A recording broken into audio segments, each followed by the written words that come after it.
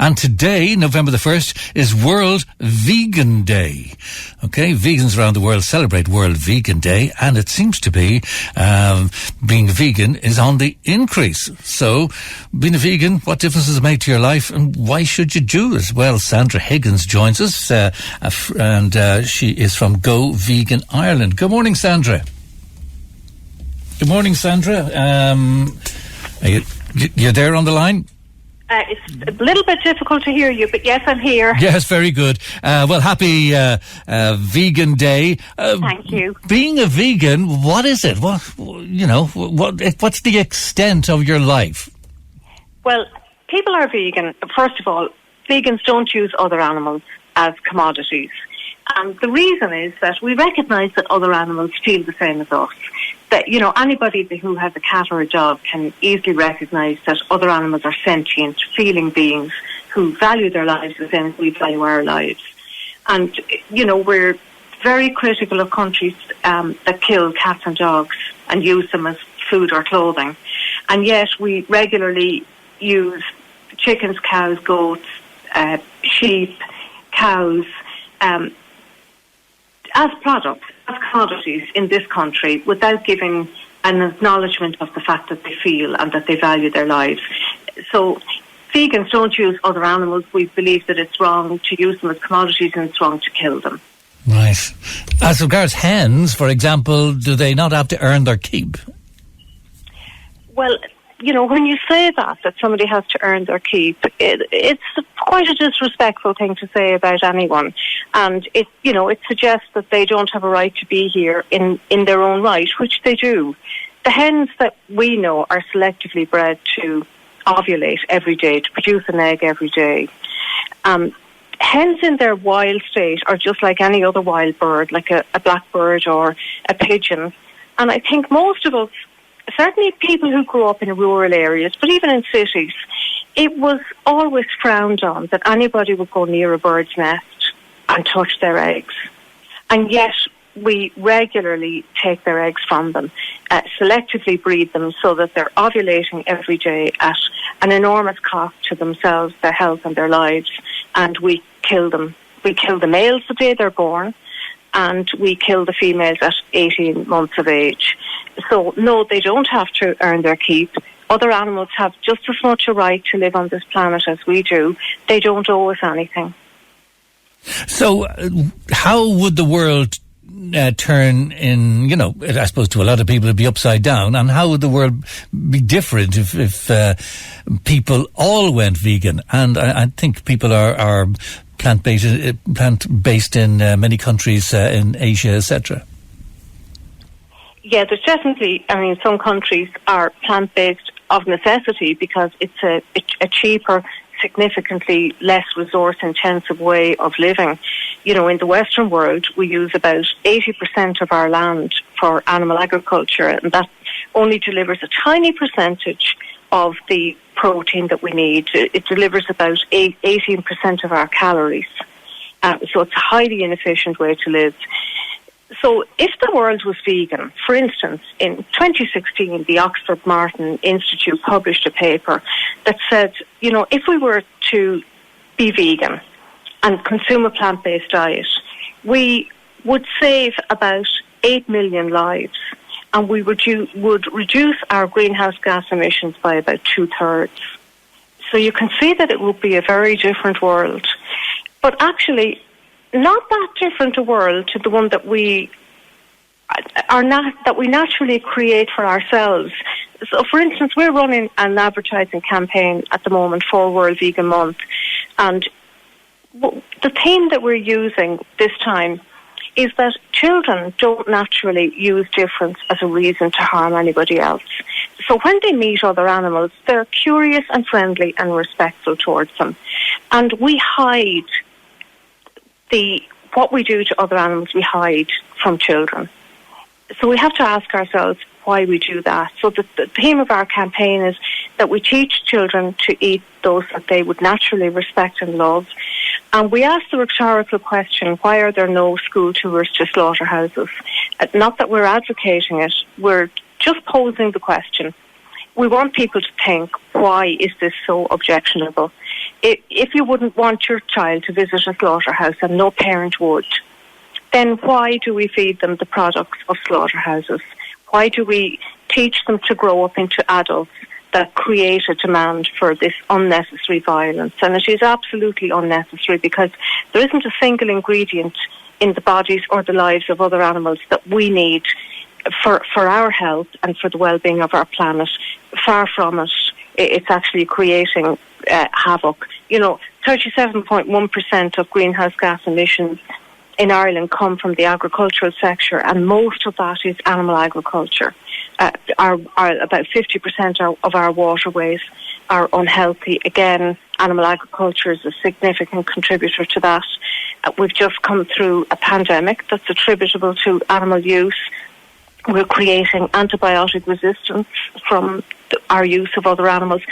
There are many, many disadvantages to using other animals and many advantages to humans to being vegan. But most of all, even if it didn't have advantages for us, it's still the right thing to do, because it's wrong to use another feeling beings if they were an object and deliberately breed them into this world to live a miserable life and face a violent death. And even if it wasn't a violent death, it's wrong to take their lives from them. It's very difficult, I'm told, to extract vitamin B12 from plants and the omega oils, etc. You were saying about extracting these ingredients. B12 is in meat. It's an easy source. Well, B12 is a bacteria. And, because we live in quite a hygienic world now, and we're using a lot of pesticides on our land, there isn't as much B12 availability as there used to be. So we wash our vegetables as well. So the B12 that might have been on them is now gone from them. So yeah, B12 is used as a supplement. Most of the B12 that's produced in the world is used as a supplement to feed farmed animals.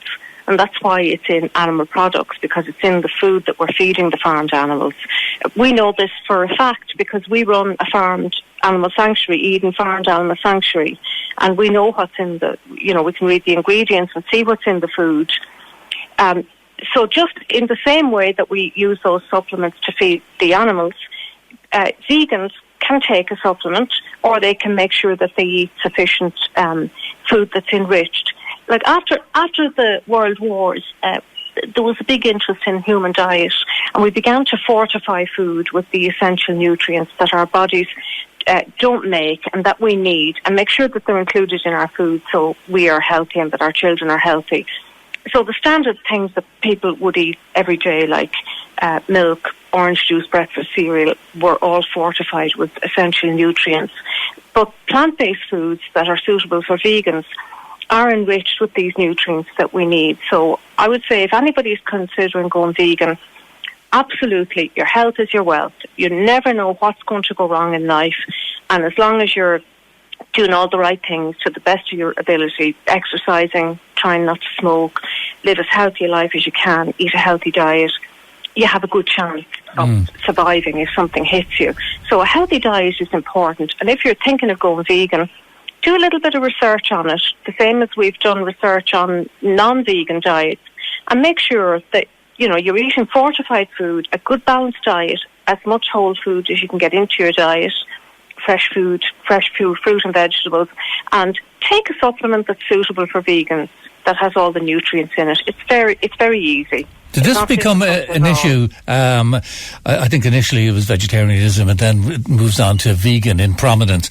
With the industrialization of food, is that where it became an issue? I mean, what do people think about it, say, 200 years ago, for example?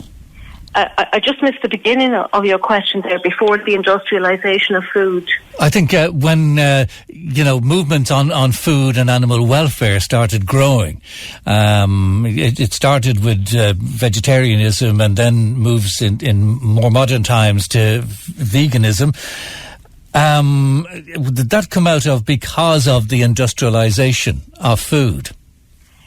So definitely, the industrialisation of animal agriculture is so horrific that, yeah, absolutely. Anybody who looks at the undercover footage or at the films that have been made, it's traumatizing and it prompts people to go vegan. But this is not a new thing. I mean, World Vegan Day, sure, it was originated by the Vegan Society to celebrate 50 years of their founding and the creation of the word vegan. That was in 1994. But actually, veganism is thousands of years old, and there are records of this. All the religions of the world, and I stress that veganism is not a religion, it's an ethical and a moral conviction, but all the religions of the world that stress non-violence had leanings towards ahimsa and the avoidance of the use of other animals, the avoidance of the infliction of violent and unnecessary death on other animals. So some of the foods that we eat today, like the fake meat products made from gluten, those recipes are thousands of years old. They came from Buddhist monks. So we're becoming aware of it now, but it actually has nothing to do with animal welfare. Animal welfare is a set of guidelines that really encourage farmers to follow, to breed and exploit and kill other animals. So if you look at the animal welfare legislation that pertains to Ireland, that comes from Europe, you'll find how to kill day-old chicks in the egg industry, how animals are slaughtered, how we can use them to control their reproductive systems, take their children from them so that we can have their eggs, their milk and their flesh. If that is the complete opposite to the animal rights perspective that vegans follow. Okay. And right. The anti-speciesist message, which is that vegans don't discriminate against other animals on the grounds that they're not members of our species. We try to be fair to them and treat them as our feeling equals by not using them, which is totally different to animal welfare. Sandra Higgins from Go Vegan Ireland. Thanks very much indeed, Sandra. Enjoy World Vegan Day. Thanks for joining us. Thank you. Good morning to you. That's Sandra Higgins there. That's Sandra Higgins there. That's Sandra Higgins there. That's Sandra